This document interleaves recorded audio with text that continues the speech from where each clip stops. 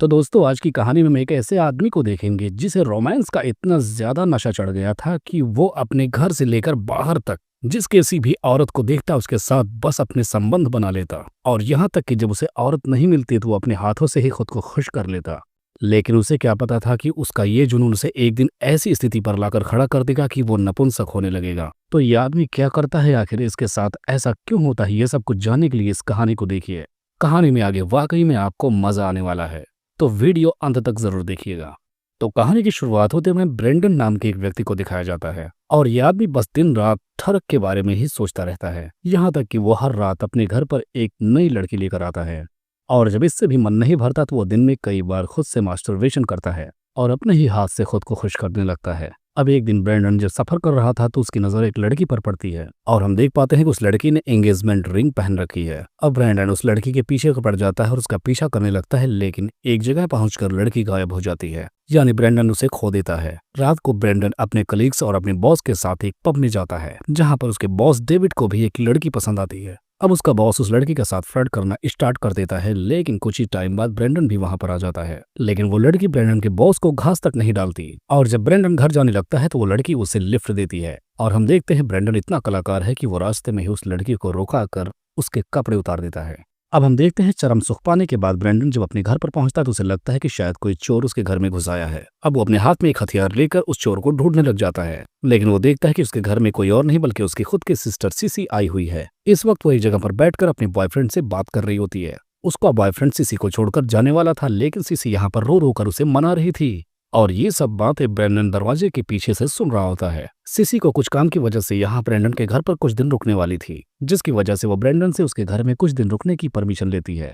अब वो ब्रेंडन की सिस्टर थी इसलिए वो भी उसे ना नहीं कर पाता। अगली रात हम देखते हैं ब्रेंडन अपने बॉस डेविड के साथ फिर से एक नए पब में पहुंच जाता है और वहीं पर सीसी एक गाना गा रही थी। उसके गाने को सुनकर ब्रेंडन इमोशनल हो जाता है। गाना खत्म होने के बाद सीसी अपने भाई के पास आकर बैठ जाती है और उसका बॉस सीसी को देखकर उससे फ्लर्ट करने लगता है। यहाँ पर सीसी भी उसके बॉस की तरफ अट्रैक्ट हो जाती है और ब्रेंडन का बॉस डेविड अब सीसी को उसके घर छोड़ने के लिए अपनी कार से जाता है, जिसकी वजह से वो रास्ते में उसको एक्सीडेंट कर देता है। वो वाला नहीं, रोमांस वाला। यहाँ तक कि घर भी आने के बाद वो ब्रेंडन के कमरे में जाकर दोनों घमासान युद्ध करते हैं। अब ब्रेंडन अपने ही घर में ऐसा नजारा देखकर अपने आप को अनकंफर्टेबल फील करता है और वो भागता हुआ घर के बाहर चला जाता है। अब हम देखते हैं रात का वक्त होता है जब ब्रेंडन अपने बेड पर होता है और अकेला सो रहा था, तब तक सीसी भी आकर उसके पास ही सो जाती है। अब ब्रेंडन फिर से खुद को अनकंफर्टेबल फील करने लगता है, इसीलिए वो सीसी को बोलता है वो कहीं और जाकर सो जाए। अगली सुबह हम देखते हैं जब ब्रेंडन अपने बाथरूम में जाकर अकेले मास्टरबेशन कर रहा होता है, तभी सीसी वहां पर आकर उसे देख लेती है। तब ब्रेंडन सीसी को जाकर पीछे से पकड़ लेता है और उससे बोलता है कि तुम मुझ पर नजर रख रही हो। यहाँ पर ब्रेंडन सीसी को चिल्लाता है, जिसकी वजह से सीसी को गुस्सा आ जाता है और गुस्से में वो घर छोड़कर बाहर चली जाती है। अब सुबह के टाइम हम देखते हैं ब्रेंडन अपने ऑफिस में होता और वहां पर एक लड़की आती जिसे ब्रेंडन कोपचे में लेकर जाता और उसके साथ इंटीमेट होने लगता है। लेकिन वो लड़की वहां पर उसके साथ इंटीमेट नहीं होना चाहती, बल्कि उससे बोलती है कि वो एक रूम बुक कर दे।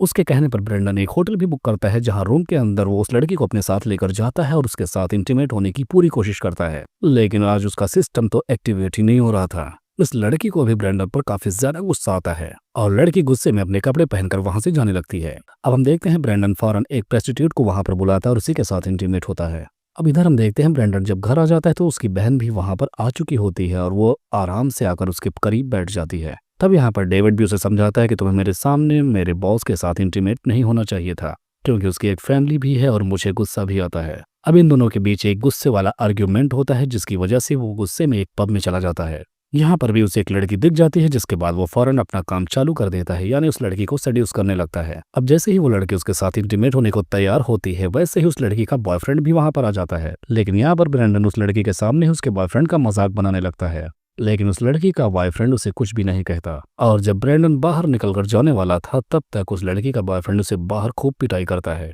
ब्रेंडन को काफी ज्यादा चोट लगी थी, लेकिन वो अपने इलाज के लिए कुछ भी नहीं करता, बल्कि फौरन 2 प्रोस्टिट्यूट्स को अपने घर पर बुला लेता है और इस वक्त वो अपने कमरे में एक ही टाइम पर 2 लड़कियों के साथ इंटीमेट होता है। और इस दौरान सीसी ने उसे बहुत सारे फोन कॉल किए थे, लेकिन ब्रेंडन ने उसके एक भी फोन का जवाब नहीं दिया था, इसलिए वो खुद सीसी को फोन करने की कोशिश करता है, लेकिन सीसी खुद अब उसका फोन नहीं उठा रही थी। अब जब वो घर में आता है तो उसके देखकर होश उड़ जाते हैं क्योंकि उसकी बहन ने अपने हाथों के नस काट लिए थे, जिसके बाद ब्रेंडन समय को बचाते हुए उसे फौरन हॉस्पिटल पहुंचाता है। खुशकिस्मती से उसकी बहन की जान बच जाती है और यहाँ पर हमें पता चलता है कि सिसी इससे पहले भी सुसाइड करने की कोशिश कर चुकी है, लेकिन इस बार ब्रेंडन अपनी बहन से माफी मांगता है क्योंकि उसी की वजह से वो मरते मरते बची है। और इस दुर्घटना के बाद से ब्रेंडन पूरी तरह से सुधर जाता है। उसे अपने पुराने कर्मों पर हद से ज्यादा पछतावा होने लगता है। उसे एहसास हो जाता है कि वो पूरी तरह से सेक्स एडिक्ट बन चुका है और इसी के नशे में वो अपनी बहन को भी खोने वाला था। इसलिए आज वो फैसला करता है कि आज के बाद वो कभी ऐसा कोई काम नहीं करेगा। अब वो अपनी जिंदगी सुधारने में लगा देगा। अब कहानी के अंत में हमें दिखाया जाता है कि ब्रेंडन फिर से ट्रेन में होता है जहां पर उसे वही लड़की दिखती है जिसका शुरुआत में उसने पीछा किया था। और आज ब्रेंडन उस लड़की को देखकर कुछ भी फील नहीं कर रहा था, बल्कि वो लड़की ही ब्रेंडन के साथ फ्लर्ट कर रही थी। लेकिन इस बार ब्रेंडन खुद उसको कोई भी रिएक्शन नहीं देता। उसे समझ में आ गया था कि इससे उसे खुशी जरूर मिलती है, लेकिन ऐसा करके वो अपनी जिंदगी बर्बाद कर रहा है। और बस इसी को दिखाते हुए इस कहानी का यहीं पर एंड हो जाता है।